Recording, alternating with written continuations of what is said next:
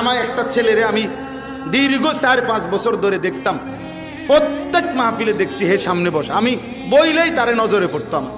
পরে একদিন আমি তারে ডাকছি, ডাইকে আমি বললাম তুমি কি করো?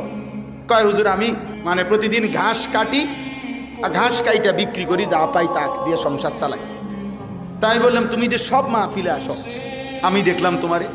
কয় হুজুরে যখনই আপনার কোনো পোস্টার দেখি, কয় আমি তখন এই ঘাস কাটার টাকার থেকে একটু একটু টাকা জমাই, গাড়ি ভাড়া মিলাইয়া রাখি, আপনার ওয়াজ শুনতে যাম।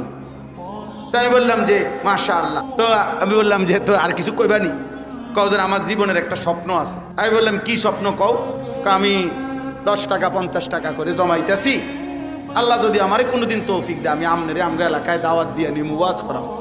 পরে আমি বললাম ওহন দাঁড়া, অন ডেট লো, এখন নাও ডেট, আজকে তোমারে ডেট দিলাম, হাদিয়া দিতে হবে না, আমি দিমু তোমারে।